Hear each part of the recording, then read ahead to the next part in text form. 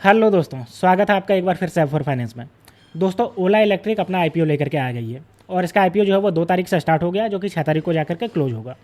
मैं आपको बता दूं कि ओला इलेक्ट्रिक देश की सबसे बड़ी टू व्हीलर सेक्टर की इलेक्ट्रिक कंपनी है, ठीक है, जिसका लगभग 6000 से पार करोड़ का आईपीओ आ गया। ठीक, तो चलिए हम देखते हैं कि ये जो आईपीओ आया है, जो अभी चल रहा है, क्योंकि 2 तारीख को स्टार्ट हो गया इसका और 6 तारीख को जाकर क्लोज होगा, तो इसमें अभी तक कितना जो है वह सब्सक्रिप्शन हुआ है। साथ ही हम बात करेंगे कि ग्रे मार्केट प्रीमियम क्या है, क्योंकि grey market premium most important data होता है किसी भी आईपीओ का। वो बताता है कि आपको लिस्टिंग गेन में कितना फ़ायदा देखने को मिलेगा, यानी कि जैसे ही ये स्टॉक मार्केट में लिस्ट होगी उस दिन आपको कितना जो है वो आपको प्रॉफिट देखने को मिलेगा। ठीक है, तो ये हम अपने लैपटॉप पर स्क्रीन पर आ गए। यहाँ पे आप देख सकते हो ओला इलेक्ट्रिक का जो मोबिलिटी लिमिटेड इसके नाम से है, इसका आईपीओ आ गया है। ठीक है, तो अब चलिए भाई हम देख लेते हैं इसका। सबसे पहले हम देखते हैं कि इसका जो है वो कंपनी के बारे में थोड़ा सा डेटा जान लेते हैं, उसके बाद बात करेंगे। तो देखिए, इसके अबाउट सेक्शन में हम आ गए। फाउंडेड इन 2017, देखिए 2017 यानी कि 2017 का ये फाउंड हुआ था। नाम ओला इलेक्ट्रिक मोबिलिटी लिमिटेड है, electric vehicle company, the primary manufacturing and the electric vehicle, certain core companies for the electric vehicles such as the battery pack, motor and the vehicle frame. यानी कि ये सब कुछ अपने हिसाब से बनाती है, चाहे हम बात कर ले इसके बैटरी पैक की, मोटर की या व्हीकल फ्रेम की, ये सब कुछ अपने बनाती है। ठीक है, आगे अगर बात करेंगे इसके वेरिएंट की, तो ओला S1, Ola S1 air, Ola S1 X and Ola S1 X plus, ये सब इसके वेरिएंट है।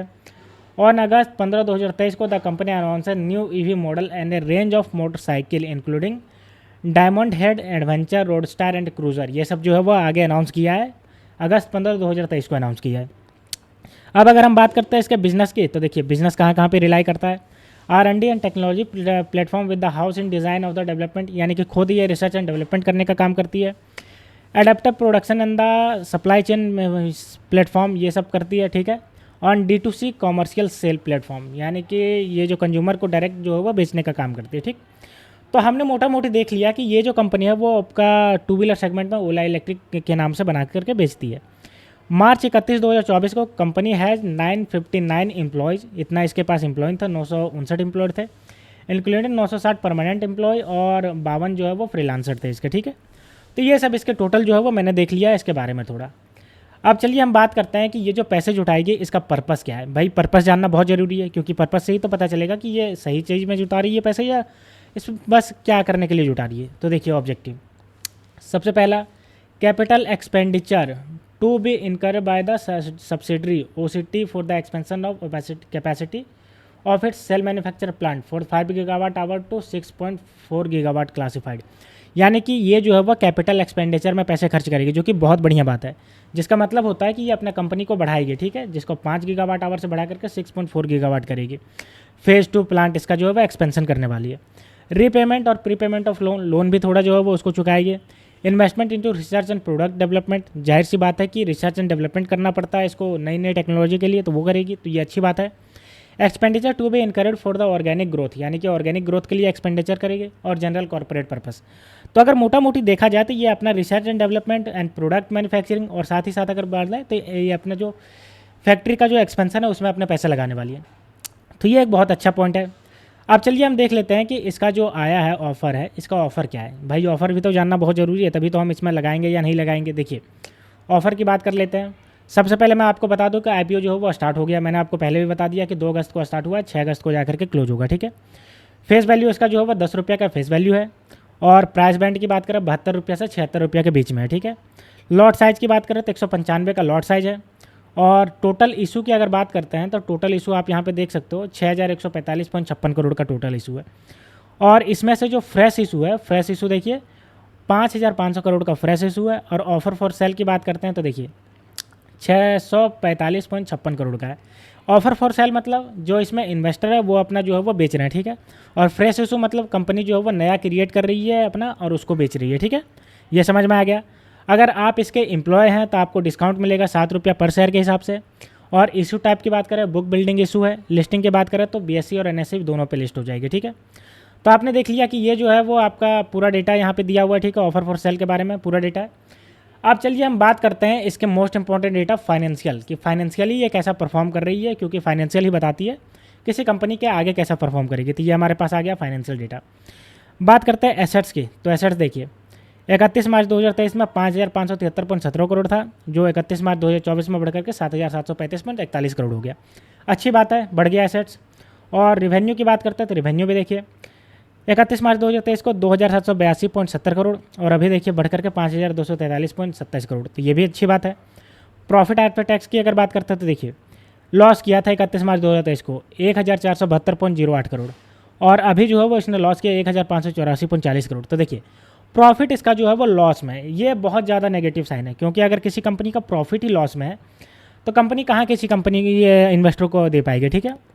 लेकिन चूंकि अभी ये जो उभरता हुआ मार्केट है इलेक्ट्रिक सेगमेंट में और ये मोस्ट की प्लेयर है इसके मामले में, तो अभी कुछ कह नहीं सकते, क्योंकि शुरुआत में जो कंपनियां होती है वो अपने पैसे को बर्न करती है, इसलिए ये पैसे बर्न भी कर रही है, जिसकी वजह से प्रॉफिट नहीं आ पा रहा है। नेटवर्थ की अगर बात करते हैं तो नेटवर्थ देखिए 31 मार्च 2023 को 2356.44 करोड़ और अभी देखिए 2019.34 करोड़ हो गया। टोटल बोरविंग की अगर बात करते हैं तो टोटल बोरविंग देखिए एक साल पहले 31 मार्च 2023 को 1645.75 करोड़ और अभी देखिए 2389.21 करोड़, ठीक है। और रिजर्व एंड सरप्लस की अगर बात कर लें तो रिजर्व एंड सरप्लस देखिए 1380.03 करोड़ 31 मार्च 2023 और 31 मार्च 2024 को 2882.54 करोड़ हो गया, ठीक है। तो ओवरऑल इसका तो सही नज़र आ रहा है, लेकिन जो सही होना चाहिए इसका जो प्रॉफिट आफ्टर टैक्स है ये सही नहीं है, ये नेगेटिव में है, तो इसका जो है वो नेगेटिव साइन जनरेट कर रहा है इसका जो अगर फाइनेंशियल की बात करते हैं तो, ठीक है। अब चलिए की इंडिकेटर को देख लेते हैं कि इंडिकेटर कैसा दिखा रहे हैं। तो यहाँ देखिए अगर बात करते हैं इसके की इंडिकेटर तो देखिए रिटर्न ऑन नेटवर्थ की अगर बात करते हैं तो 78.46% का नेगेटिव है, देख सकते हो यहाँ पे नेगेटिव रिटर्न है। और प्राइस टू बुक वैल्यू की बात करते हैं तो 13.72 इसका प्राइस टू बुक वैल्यू है, ठीक है। वहीं अगर हम बात करते हैं pre IPO and post IPO की ईपीएस की तो देखिए ईपीएस अर्निंग पर शेयर की बात करेंगे तो अभी जो है वो 4.3 रुपीज़ माइनस में है और उसके बाद 3 रुपया 59 पैसा माइनस में हो जाएगा। और प्राइस टू अर्निंग की बात करते हैं तो देखिए 17 रुपया 59 पैसा अभी माइनस में है, उसके बाद 21 रुपया 16 पैसा माइनस में हो जाएगा। तो ये सब के सब जो माइनस में नज़र आ रहे हैं इसका मेन रीज़न है क्योंकि प्रॉफिट आफ्टर टैक्स जो है वो नेगेटिव है इसका, इसलिए ये सब माइनस में नज़र आ रहे हैं, ठीक है।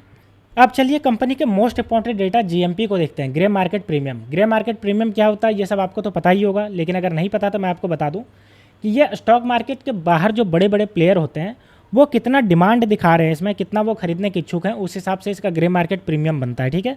कि आपको लिस्टिंग गेन के दिन कितना आपको देखने को मिलेगा, जिस दिन ये आपका स्टॉक मार्केट में लिस्ट होगी उस दिन ये कितना हाई पे लिस्ट होगी और कितना आपको प्रॉफिट मिल सकता है। तो देखिए अगर मैं आपको बताऊं 3 तारीख तक, तो 3 तारीख तक इसका जो था ग्रे मार्केट प्रीमियम 9 रुपया 60 पैसे का पे चल रहा था, ठीक है। और वहीं अगर बता दूं इसका लिस्टिंग का तो 85 रुपया 6 पैसे के आसपास लिस्टिंग था, जो कि 12% था। वहीं अगर हम 4 तारीख की बात करें तो 4 तारीख को देखिए ग्रे मार्केट प्रीमियम 9 रुपया 60 पैसा है और इसका जो है वो 50 रुपया 6 पैसा, यानी कि 12.63% का आपका लिस्टिंग गेन देखने को मिल रहा है। ये ग्रे मार्केट प्रीमियम इसका बता रहे हैं ओला इलेक्ट्रिक के, ठीक है। अब हम अभी तक टोटल सब्सक्राइब कितने हुए हैं उसका डेटा अगर देखते हैं तो देखिए अगर क्वालिफाइड इंस्टीट्यूशनल बायर की बात करते हैं तो इसमें देखिए टोटल जो है वो नेट इंडिविजुअल इन्वेस्टर की बात करें 0.22 सब्सक्राइब हुआ है। वहीं इसमें अगर सब कैटेगरी की बात करते हैं 10 लाख से ऊपर वाले तो 0.14 और अगर बात करते हैं एनआईआई बिलो 10 लाख तो 0.3 है, ठीक है।